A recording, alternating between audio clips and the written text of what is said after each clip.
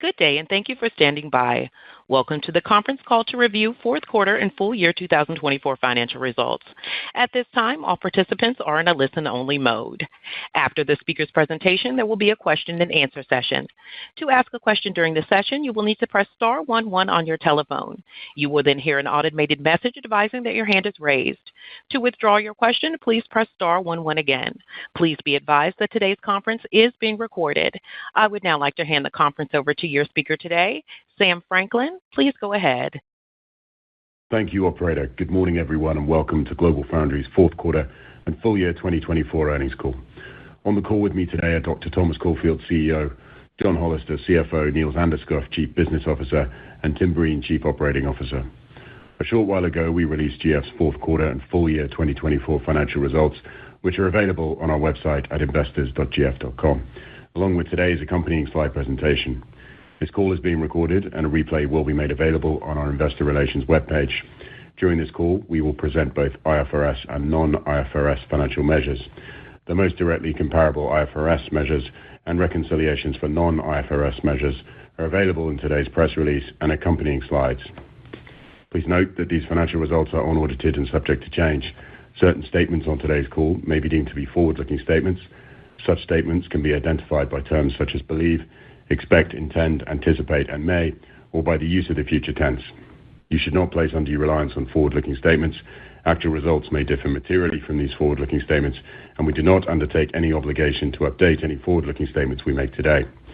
For more information about factors that may cause actual results to differ materially from forward-looking statements, please refer to the press release we issued today, as well as risks and uncertainties described in our SEC filings, including in sections under the caption Risk Factors in our annual report and on Form 20-F and current reports on Form 6-K filed with the SEC. We will begin today's call with Tom providing a summary update on the current business environment and technologies. Niels will then discuss our recent design wins and highlights across the end markets, following which John will provide details on our fourth quarter and full year results, and also provide first quarter 2025 guidance. We will then open the call for questions with Tom, John, Tim, and Niels. We request that you please limit your questions to one with one follow-up. I'll now turn the call over to Tom for his prepared remarks.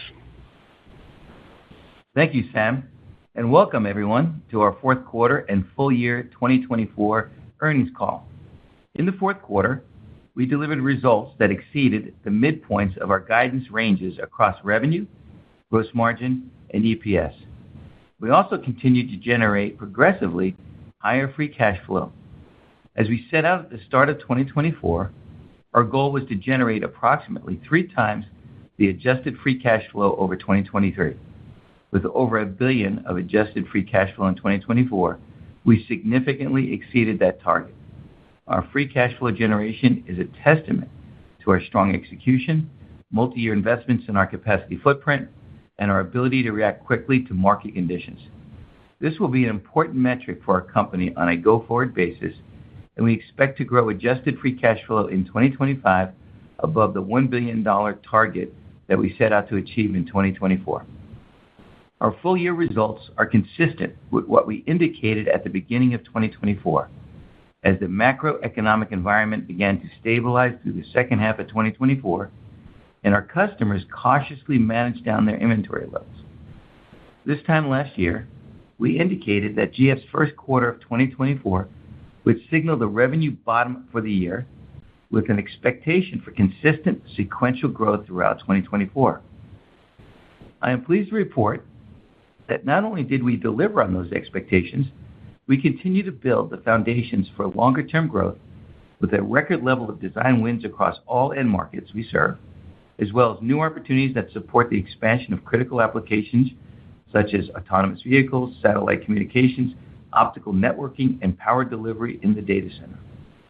With almost 90% of these design wins secured on a sole source basis, we continue to focus on deep customer partnerships coupled with our strategic global footprint to reinforce GF's position as a critical enabler of essential chip technologies.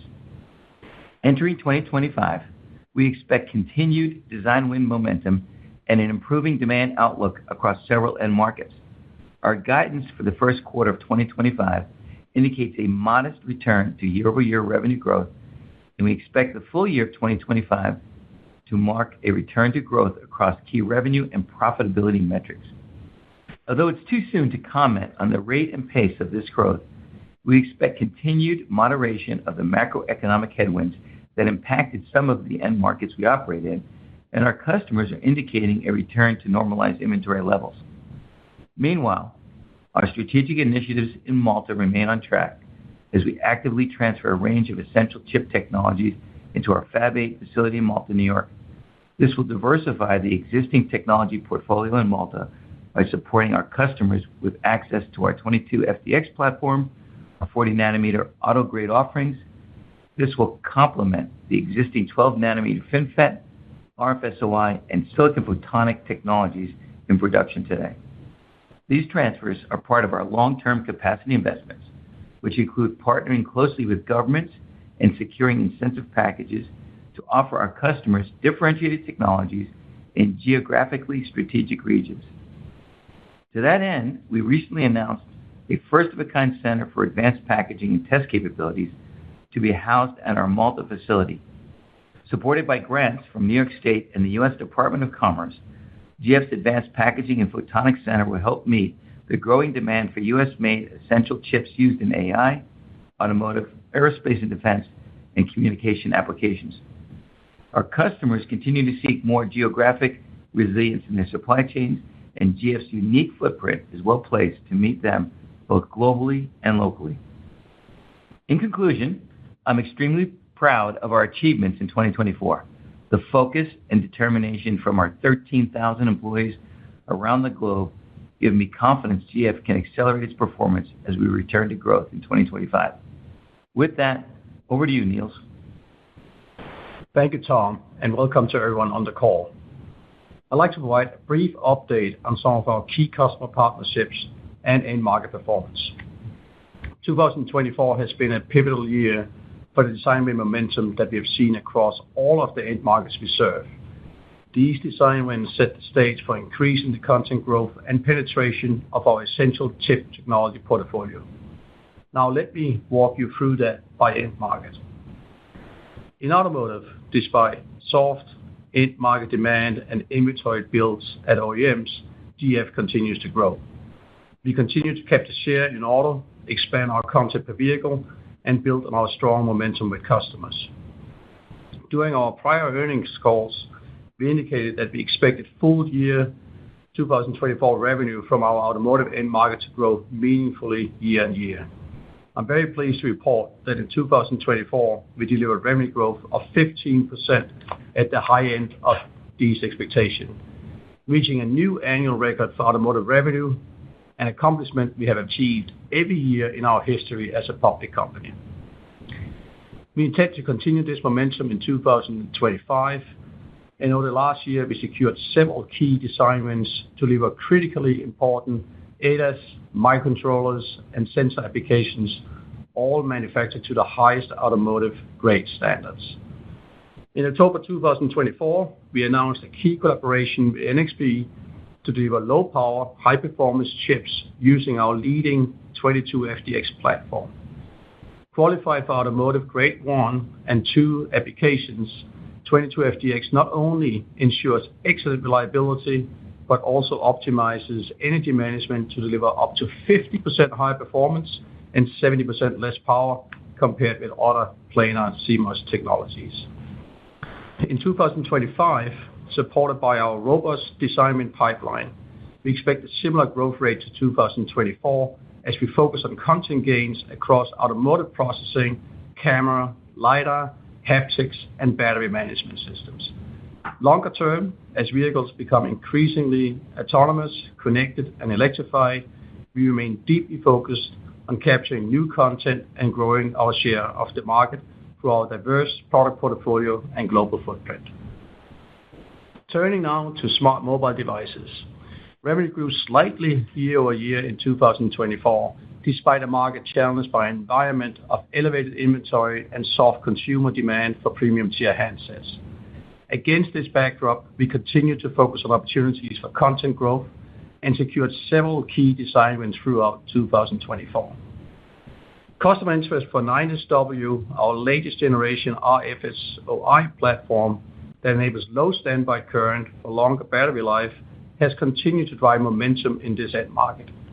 Offering up to 25% reduction in die size, along with greater than 20% power efficiency improvement compared to prior generations, this is well suited to offset the increased power consumptions of premium handsets.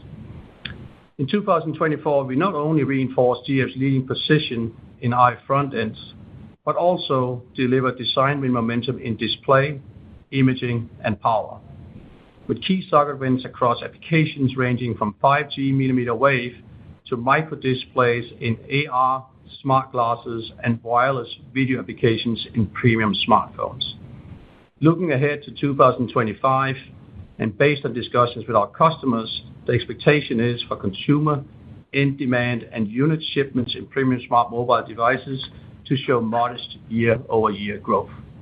To that end, our strategy remains to continue growing our content in the premium tier handset market and supporting our customers as they continue to add new features, including AI-enabled capabilities. 2024 was a challenging year for IoT, as customers were working down the elevated inventory levels for both industrial and consumer applications. Although 2024 revenue was down on a year-over-year basis, we saw strong design win momentum on our 12 nanometer, 28 nanometer, and 22FDX platforms across a variety of applications such as edge devices, next-generation smart cards, and connectivity products across Wi-Fi and Bluetooth. In Q4, GF also delivered wins on our 55 BCD Lite platform for portable ultrasound and imaging. By partnering with our customers to enable low-power SoCs, GF is well-positioned to capture share in the growing medical imaging market. As another example of our diverse portfolio with growing medical applications, in 2024, we also secured key design wins on our 130 BCD Lite platforms for continuous glucose monitoring systems. We also announced our collaboration with IDEMIA to deliver next-generation smart card technology with improved data retention, low read latency, and enhanced power efficiency. This multi-year partnership will be 100% manufactured and tested in Europe on our 28 ESF-free platform, ensuring trusted provenance. Lastly, through our leadership in RF-SOI, GF continues to benefit from the transition to Wi-Fi 6, 6E, and Wi-Fi 7 standards. Looking ahead, we expect customer inventory adjustment to start to stabilize throughout 2025, and longer term, we expect to be well-positioned to support the tectonic shifts in IoT applications as the number of smart and connected devices continues to expand over the next decade. Finally, in our communication infrastructure and data center end market, the expected headwinds of platform transition in 2023 and 2024 have largely concluded. In 2024, we started to see our accumulated design wins deliver revenue in 3 new and exciting areas. First, we see growing demand in optical transceivers. We're working with 3 of the largest optical transceiver customers to address a range of data center requirements from Gen AI servers to high-performance network switches and storage solutions. As ever larger data centers move ever larger amount of data across ever greater spans, we believe this is an exciting long-term secular growth opportunity that will benefit both our silicon photonics and silicon germanium technologies. Second, we see satellite communication as another high-growth opportunity area gaining significant traction, and GF is partnering with the world's foremost companies in this space. In 2024, we secured design wins on our 22FDX platform to enhance satellite beamforming, our 12LP platform for modem, and our 130 NSX platform to support the growth of ground terminals. Industry estimates indicate an acceleration of satellite deployments, and as the industry grows, we expect to benefit from the significant RF front-end content in large phased array antennas. Third, we see positive momentum in partnerships with rapidly growing disruptors such as Grok, a leading developer of fast AI inference technology using our 14 nanometer platform. We believe this momentum will continue as inference applications accelerate further at the edge and endpoint. We're encouraged by both the breadth and the depth of our expanding opportunities in communication infrastructure and data center, which we expect to grow revenue meaningfully in 2025 from the bottoming that we saw in 2024. Overall, I'm very pleased to report the progress that we're seeing across our design wins in all of the end markets that we support. We continue to position GF for long-term growth opportunities, and our diverse product portfolio is well positioned to capitalize on the secular trends of our time. I'll now pass the call over to John for a deeper dive on fourth quarter and full year 2024 financials. Thank you, Niels. For the remainder of the call, including guidance, other than revenue, cash flow, CapEx, and net interest and other expense, I will reference non-IFRS metrics. Our fourth quarter results exceeded the midpoints of the guidance ranges we provided in our last quarterly update. Fourth quarter revenue grew 5% sequentially to approximately $1.83 billion, which was above the midpoint of our guidance range and consistent with the commentary on our last earnings call, and equated to a 1% decline in revenue compared to the prior year period. We shipped approximately 595,000 300mm equivalent wafers in the quarter, an 8% increase from the prior year period. ASP, or average selling price per wafer, decreased approximately 5% year over year, mainly driven by changes in the product mix shipped during the quarter and the reduction in underutilization payments from our customers, which we indicated on our last earnings call. Wafer revenue accounted for approximately 92% of total revenue. Non-wafer revenue, which includes revenue from reticles, non-recurring engineering, expedite fees, and other items, accounted for approximately 8% of total revenue for the fourth quarter. For the full year, revenue came in at approximately $6.75 billion, down 9% year over year, principally due to the prolonged industry downturn and weak economic conditions, which led to factory utilization levels in the mid-70s. We shipped approximately 2.1 million 300mm equivalent wafers, a 4% decrease from 2023, and ASP per wafer was slightly down year over year. In the fourth quarter, we incurred a one-time $935 million impairment charge on long-lived assets relating to the legacy investments in our production capacity at our Fab 8 facility in Malta, New York. We undertook this action related to the diversification of our long-term manufacturing technology platform roadmap in Malta, which is consistent with the technology transfer strategy mentioned earlier by Tom and as discussed on our prior earnings calls. Our decision was based on an evaluation of the current technology capabilities and our go-forward business strategy to position our Malta facility with a broader range of technology platforms, consistent with the expected demand from our customers. With this better alignment of our Malta manufacturing capabilities, the company is now better positioned to generate long-term sustainable growth and profitability moving forward. Inclusive of the existing asset depreciation schedules, we expect depreciation and amortization in 2025 to reduce by approximately 15% compared to 2024. Since we do not expect such impairment to be a recurring event, we believe this additional adjustment to our non-IFRS metrics better enables management and investors to make more meaningful comparisons of our fourth quarter 2024 results against prior periods and peer results. Let me now provide an update on our revenue by end markets. For the fourth quarter, smart mobile devices represented approximately 40% of the quarter's total revenue. Fourth quarter revenue declined approximately 15% sequentially and roughly 4% from the prior year period, principally driven by ASP declines and mix, partially offset by volume growth. Full year 2024 revenue for smart mobile devices represented approximately 45% of the year's total revenue. Full year revenue increased 1% year over year, driven by similar dynamics as the fourth quarter. Longer term, we are well positioned to capture opportunities for increased silicon content in handsets, including RF front-end, power, display, and imaging. In the fourth quarter, revenue for the home and industrial IoT market represented approximately 19% of the quarter's total revenue. Fourth quarter revenue marked a second consecutive quarter of sequential growth and grew approximately 15% sequentially. The IoT end market declined 13% year-over-year, principally driven by lower volumes, partially offset by ASP and mix improvements during the quarter. Full-year home and industrial IoT revenue represented approximately 19% of the year's total revenue.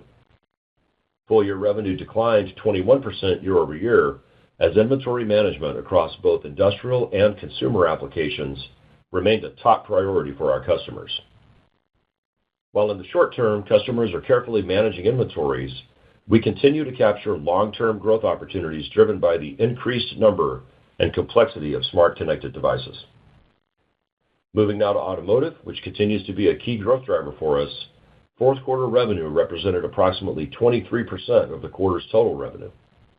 Revenue for the quarter increased approximately 62% sequentially and roughly 30% year-over-year, principally due to higher volumes, ASP, and mix dynamics as semiconductor content increases across the vehicle architecture. Full-year automotive revenue represented approximately 18% of the year's total revenue, which is up from just 2% in 2020. Full-year revenue grew roughly 15% year-over-year and achieved a new record and exceeded our $1 billion milestone in 2023. Looking ahead to 2025, we expect to see another year of meaningful revenue growth in our automotive end market.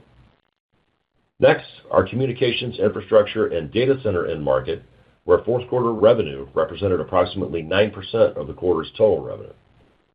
Revenue increased approximately 28% sequentially and 18% year-over-year, primarily due to growth in volume and ASP on a year-over-year basis.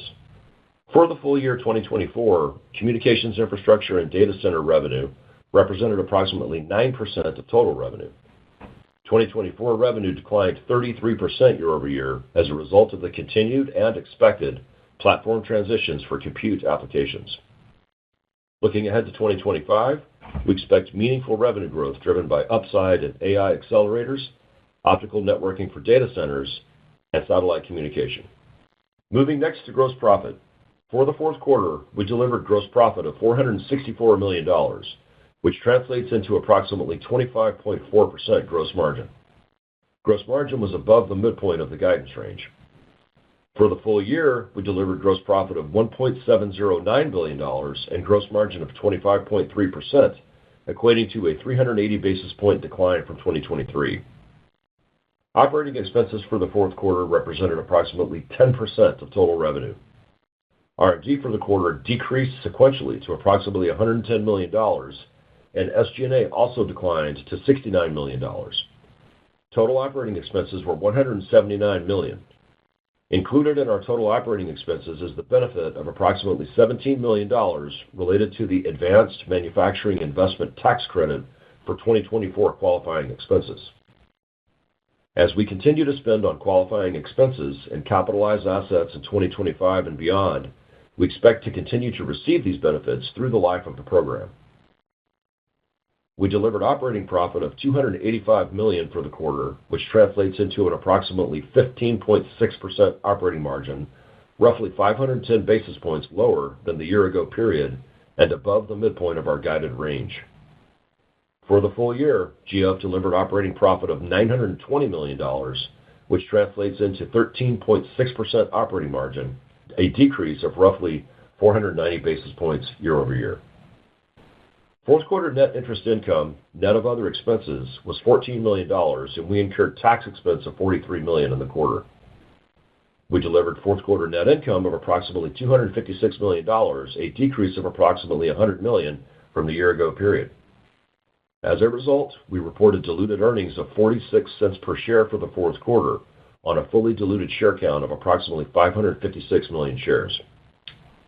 On a full-year basis, GF delivered net income of approximately $870 million and diluted earnings per share of $1.56. Let me now provide some key cash flow and balance sheet metrics. Cash flow from operations for the fourth quarter was $457 million. For the full year, cash flow from operations was $1.722 billion. CapEx for the quarter was $135 million, or roughly 7% of revenue. Full-year CapEx for 2024 was approximately $625 million, or 9% of revenue. Adjusted free cash flow for the quarter, which we define as net cash provided by operating activities, plus the proceeds from government grants related to capital expenditure, less purchases of property, plant, and equipment and intangible assets, as set out on the statement of cash flows, was $328 million.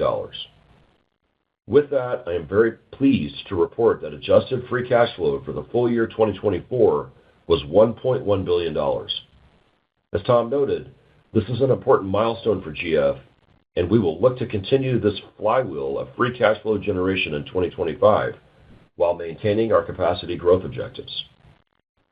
At the end of the fourth quarter, our combined total of cash equivalents, and marketable securities stood at a healthy $4.2 billion, which is net of an approximately $350 million term loan maturity payment in Q4.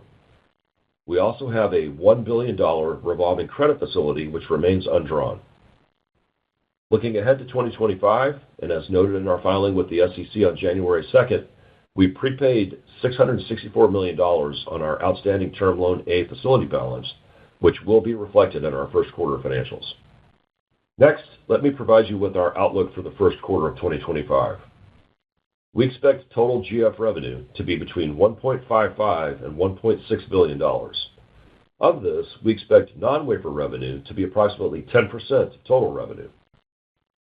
We expect gross profit to be between $341 and $384 million, which at the midpoint is 23% of revenue.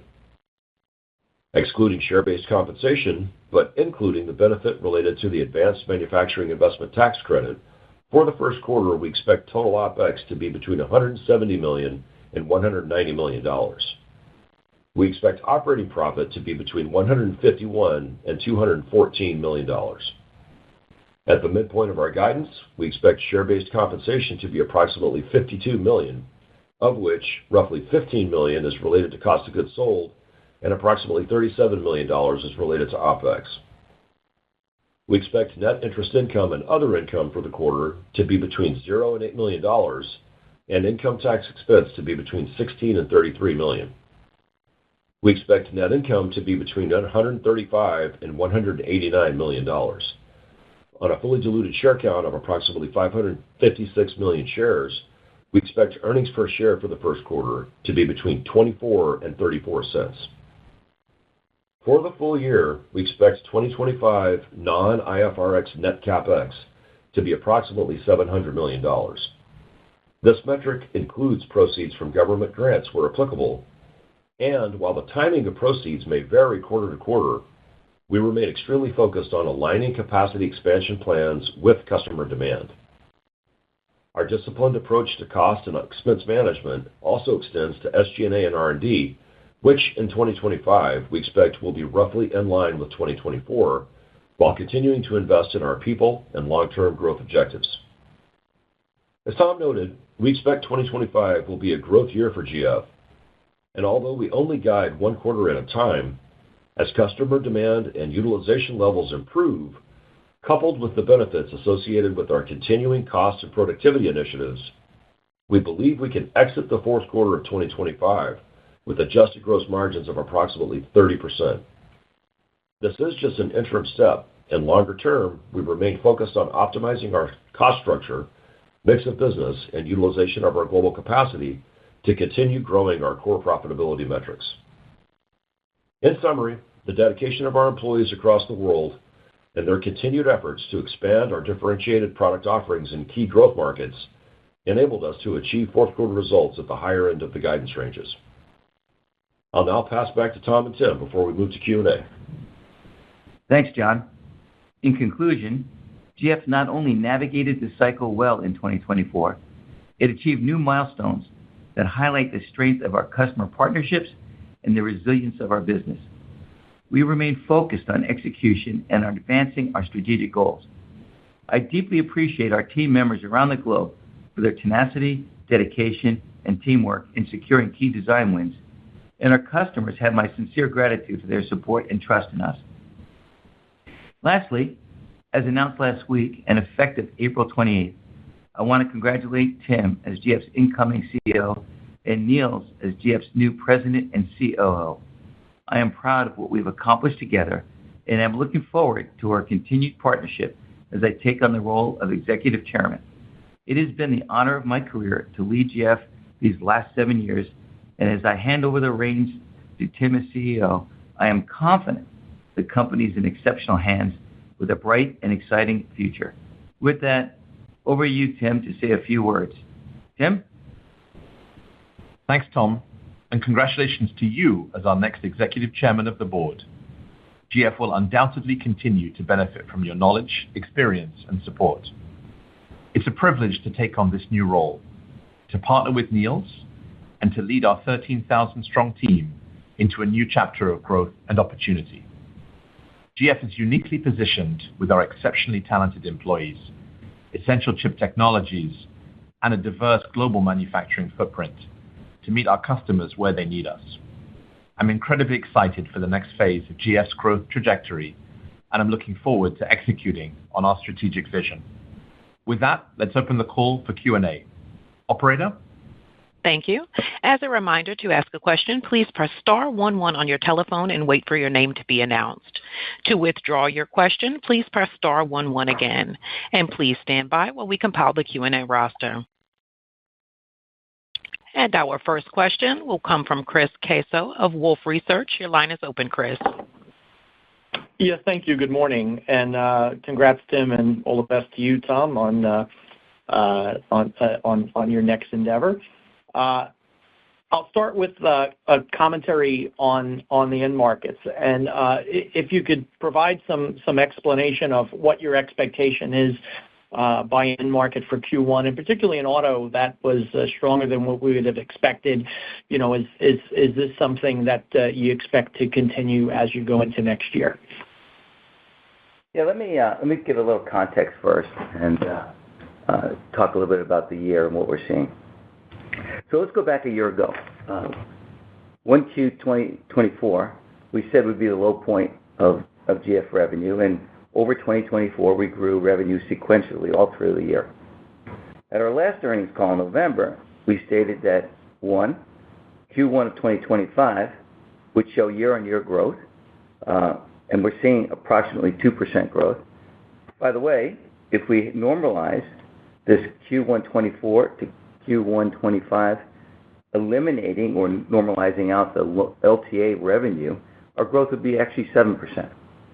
And then, while we only guide one quarter at a time, as we said in our prepared remarks, we do see 2025 being a growth year over 2024. Now, here's the thing. The range of that growth will be, in large part, determined by the secular industry growth in the diversified space that we play in the end markets that we serve.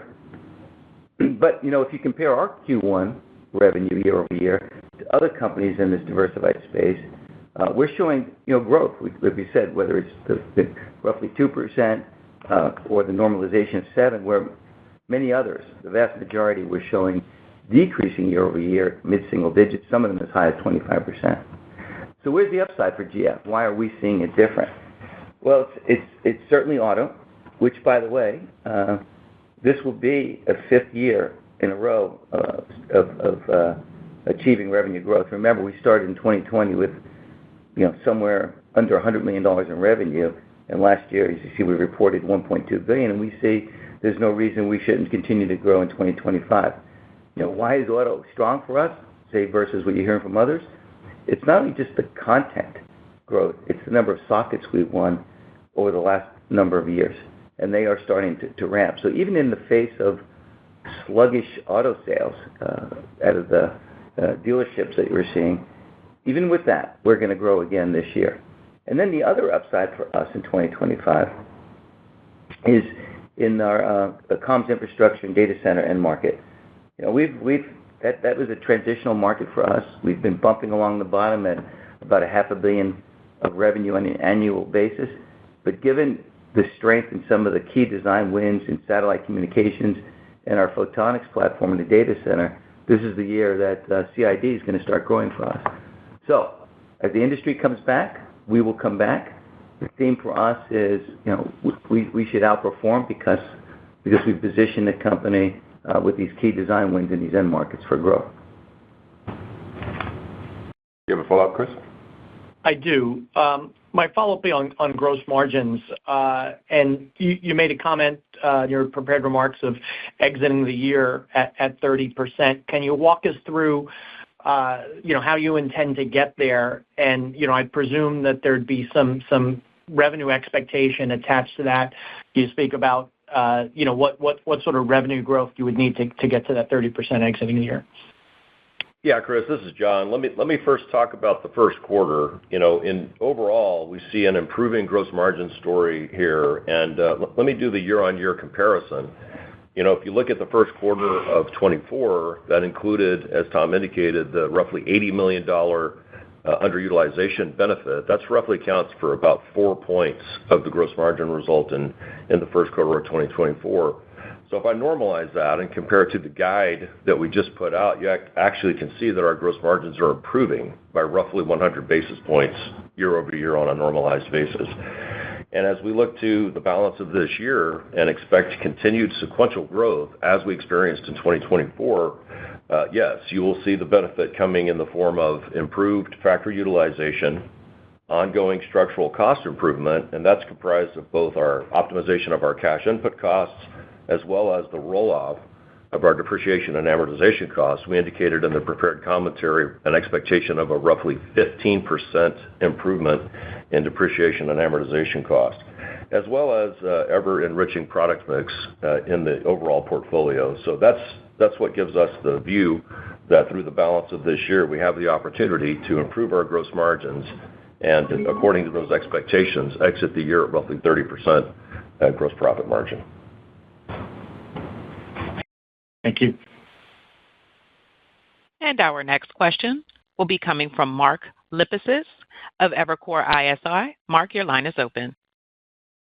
Great. Thanks for taking my question. A question for John, I think. So in 2024, it looks like the free cash flow was about 25% higher than your net income. And it looks like CapEx was lower, but you actually looks like you had a headwind from working capital. So I'm wondering, you gave us some of the pieces here, the depreciation, and it looks like you're underfunding depreciation expense again, so that's a tailwind. What happens with working capital? Is that you expect that to still be a headwind again this year, or does that become a source of cash? Do you expect to maintain this kind of high level of free cash flow in 25? And I had a follow-up. Thank you. Sure, Mark. Yeah, the short answer is yes, we do expect to continue to have strong performance in free cash flow, and that's driven by strong performance in the business coupled with a capital efficient strategy that we have at the moment, where we're leveraging some of the prior installed base of investment for the company, and we're able to deliver what our customers need with modest CapEx experience. We did about $625 million in net CapEx in 2024, and indicated in our prepared comments roughly $700 million in 2025. Working capital should be fairly normalized for the year. We did experience a nice benefit in inventory of roughly $200 million in the fourth quarter. That helped our result for the year. And yes, we expect to generate similar amounts of free cash flow in 2025 as what we just posted for 2024. Okay. Thank you. That's very helpful. And then a follow-up, John, also for you, I think, the impairment charge. Can you describe what was written down? I understand that this is part of what you're doing at Malta, but if you could just give a little bit more color on that. And then does that write down, does that also help your depreciation expense as you look into this year? Thank you. Yeah, Mark, certainly. Yeah, this fundamentally relates to the diversification of the Malta fab and the essential technologies that we're offering there.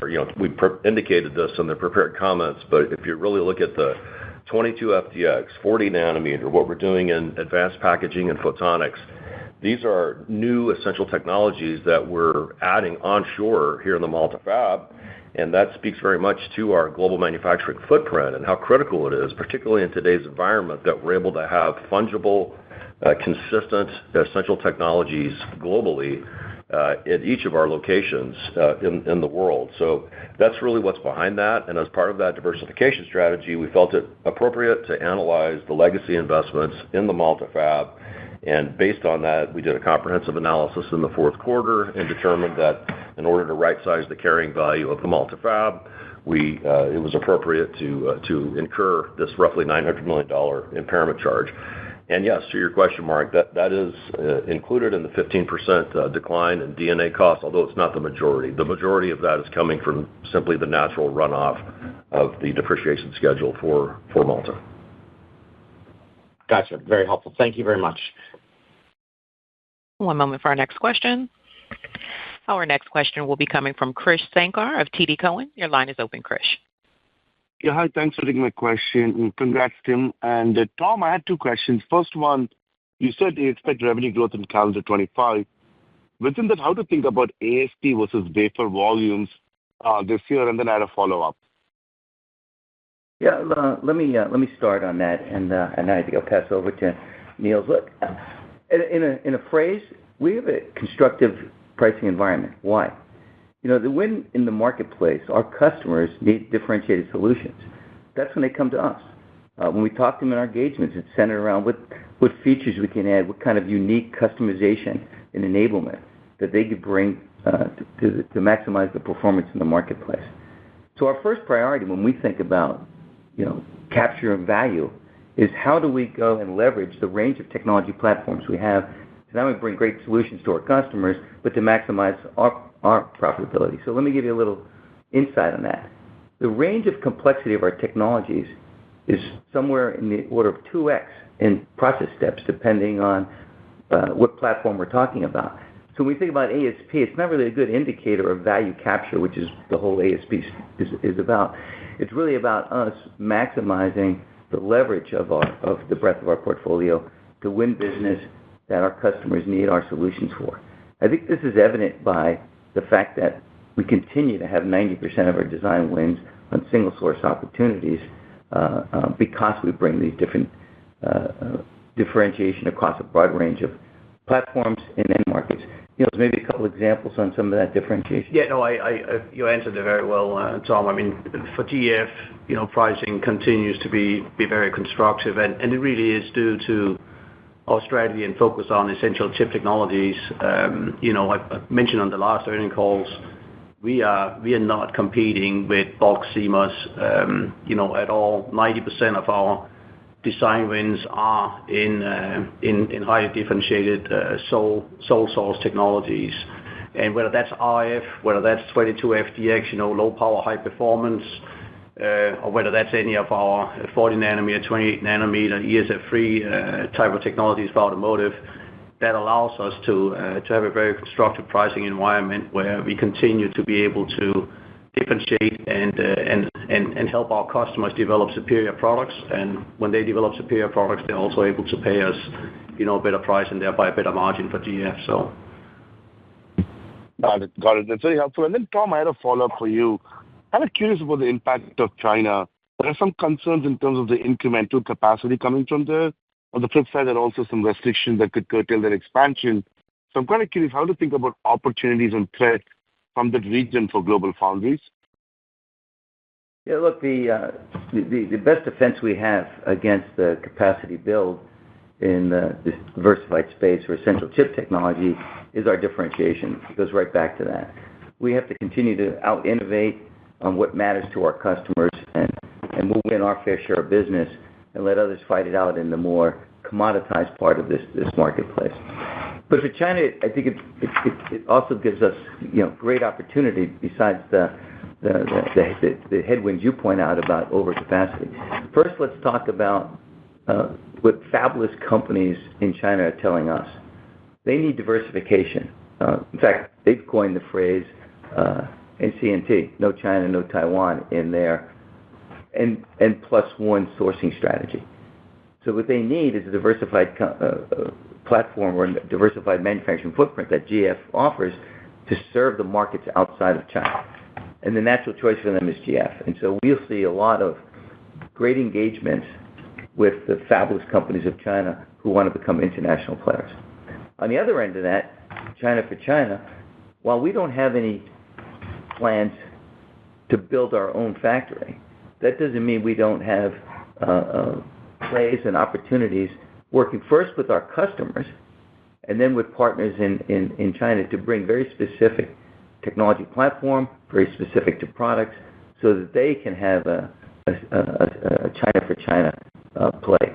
Now look, we'll do that eyes wide open, making sure we protect our IP, our differentiation, but we need to do this in partnership with customers first and foremost, and then people who are building factories in China. Got it. Thanks, Tom. Very helpful. One moment for our next question. Our next question will be coming from Ross Seymore of Deutsche Bank. Ross, your line is open. Thanks for asking quick questions. And Tim, Tom, and Niels, congratulations on all your new roles. I guess following up on the last question, one for you, I guess probably Tom.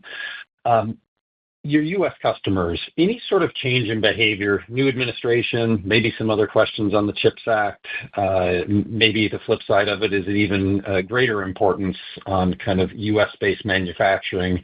Have you noticed anything from the design win perspective or just general behaviors that has changed due to this change in the administration? Yeah, look, I think in the world of uncertainty, especially how are tariffs going to impact customers, the dialogues we're having with them is a little bit like, we're not going to necessarily wait and see. We need to start becoming more diversified. We need to have the ability to source from different regions. And I think it's just raising the height of importance of diversification of supply chain with customers. Now, they don't run out the next day and say, here's 7 design wins. But the conversations we're having with customers, some with existing products, saying, hey, I'd like to start to multi-source that in other regions. Others saying, hey, I need a new supply for these types of applications. GF, let's start to talk about how we can leverage your footprint. So the short answer to your question is it's becoming real for customers now. And while it's in early days and starting with discussions, I can see this materially starting to change where we have the footprint, the rest of the world is going to try to get, and so we're ahead of the curve on that. Niels, is there anything you want to add to that? Yeah, no, I just want to confirm with a couple of examples. So you look at aerospace and defense, that's probably the most obvious one. Very strong traction with our 2 U.S. factories in Malta and Burlington. But you then move into comm infrastructure and data center. Very critical that silicon that is well understood where it's coming from. So also very focused on Malta and Burlington from that front. And then, of course, you're seeing automotive, and you're seeing the automotive players having a lot more focus on, especially the American automotive players, having more focus on where the silicon is coming from. So all of these trends are clearly building in the market space. I think the uncertainty that Tom is talking about and some of the news you read in the past few years are really building momentum on that front. So what we're doing from a strategic standpoint is we're positioning some of our most differentiated and advanced technologies into Malta and Burlington for that reason. Yeah, and Ross, this is John. You touched on the chips angle, and just to add on, all of these trends and themes that Tom and Niels are referencing with respect to Malta and Burlington are supported with our strong partnership with the CHIPS office as well. Perfect. Thanks for that, John. I guess as my follow-up, the first quarter I know is seasonally volatile at times, and you did give some directional color for the full year for the whole company and even a little bit by segment. But versus the kind of down 14% at the midpoint sequentially, are there any large puts and takes by various end markets? And if so, what's the cause of that, if it's something more than seasonality? Thank you. Yeah, Ross, this is John. It really is seasonality. There's not really any one single item there, and this was not the trend was not unexpected by us. It was a little more than we anticipated a quarter ago, but yeah, it's diversified and across our various end markets based on seasonality. Thank you. And one moment for our next question. Our next question will be coming from Harlan Sur of JP Morgan. Your line is open. Good morning. Congratulations to Tom on your appointment to Executive Chair and Tim to CEO. Appreciate all of the support over the past few years, guys. My first question, the impairment charge in the long-lived asset, which I assume is what took down your net PP&E by about 13% in Q4, the depreciation dropped by about $18 million quarter-on-quarter, which is about a 1% positive impact to your gross margins in Q4. Is that the right math? Some of that impairment could have been below the COGS line. Just trying to figure out the impact to depreciation on the takedown of PP&E in Q4. Yeah, Harlan, the impairment charge was implemented during the quarter, so there was some in-quarter effect, and of course that is continuing into the first quarter, and that will build some through the course of the year as some of those benefits are inventoried and then flow through later through the course. But you're generally thinking about it correctly. I appreciate that. And then as a part of the impairment charge on PP&E relating to Malta, I assume it's because the team is rolling in your 22, 28, 40-nanometer technologies and capacity into Fab 8. Can you guys just give us an update here? Are you already qualified in shipping these technologies out of Malta? If not, what's the timeline for starting to ship production wafers of these technologies? Yeah, Harlan, you are right. It is very much related to the diversification of the Malta fab, and as you indicated, it's bringing those essential chip technologies into Malta for production, and we're making a lot of progress. We are, working our way through the final qualifications and have early customer engagement in Malta as well. So the project is continuing at pace here at GF. Great. Thank you. And one moment for our next question. Our next question will be coming from Vivek Arya of Bank of America Securities. Your line is open, Vivek. Thanks for taking my questions. For the first one, if I were to use the sequential growth rates that we saw last year, I get to a full year sales growth of roughly 2%, right, or so, sort of what you're seeing in Q1. Is that a reasonable way to think about growth, or do you see any scenarios which can help you grow above seasonally in quarters this year? Yeah, let me start out, Vivek. We're really only giving the guidance one quarter at a time. The general trend of growth for the year and sequential growth from here is what we expect. The rate and pace of it, as we indicated, is going to depend on the recovery in the market as customers work through inventory and we get more clarity on the demand signal for the year. But that's the general trend that we see. I think that's well stated, John. Yeah. Okay.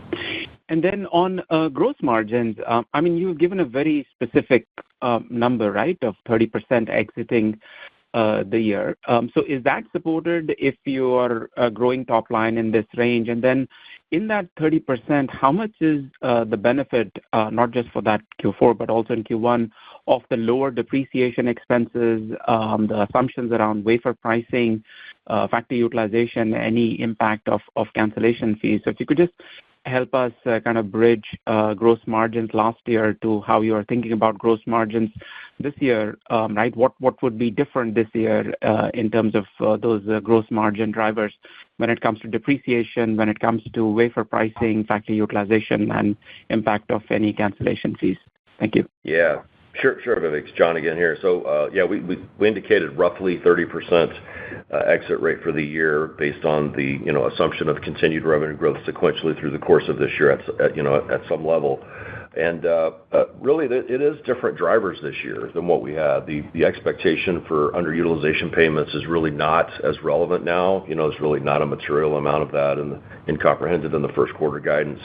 It's driven by other factors, and as you indicated, it's really around the utilization improving and the structural optimization of our costs. Both on cash input costs, our team does a lot of good work to continue to assess and negotiate and push on continuous cost improvement on the cash side, as well as the roll-off of the depreciation costs based on the legacy investments that we have in the fabs, as well as the capital-efficient approach that we've had the last couple of years. We're benefiting from all of those trends.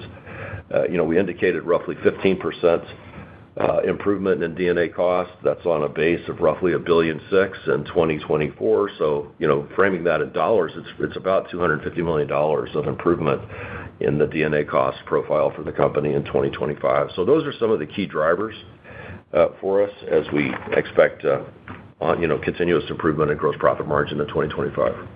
Yeah, let me. Please, I'm sorry. Go ahead. No, look, I want to build a little on this. It's really about the three key themes or takeaways for GF where we sit today. It's about taking share, it's about growing profitability, and it's about growing free cash flow. Taking share, look, we will grow when this market comes about, but we will grow disproportionately because of the design wins we've been able to fill in our pipeline during this downturn. We're going to grow profitability because with the top line comes higher utilization rates. We're going to leverage the structural costs and that we've taken over the last 2 years, including the productivity improvements. And we're going to leverage the fact that these design wins we have on single source business are richer mix for us. And then the last part is, look, we've invested already ahead for the long term. We have the footprint in place, call it $9 billion plus of revenue. So we could be very capital efficient going forward to grow. And so this allows us to leverage that footprint to grow free cash flow. So taking share, growing profitability, and growing free cash flow, that's the story of GF as we look forward.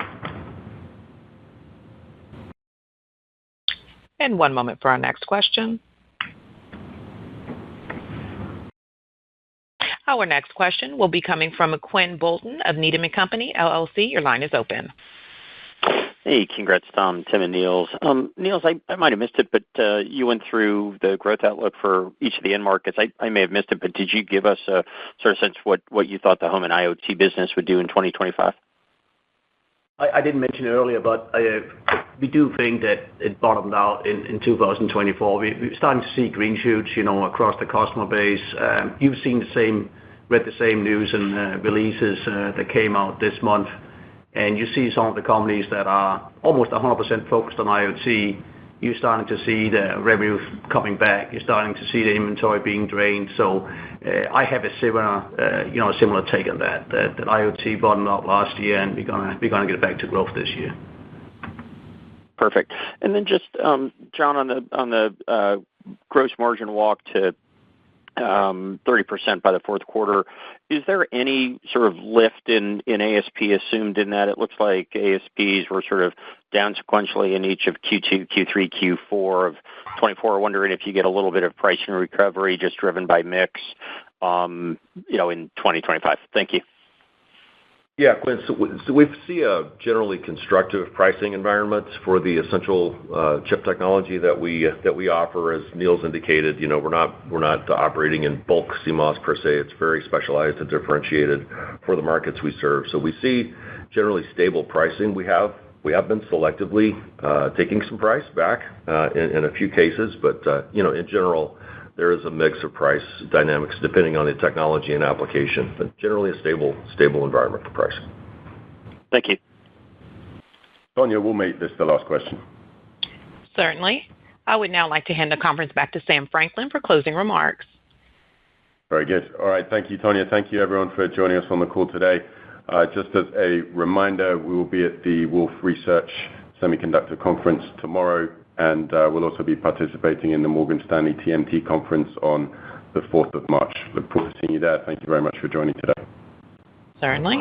And this concludes today's conference call. Thank you for participating. You may now disconnect.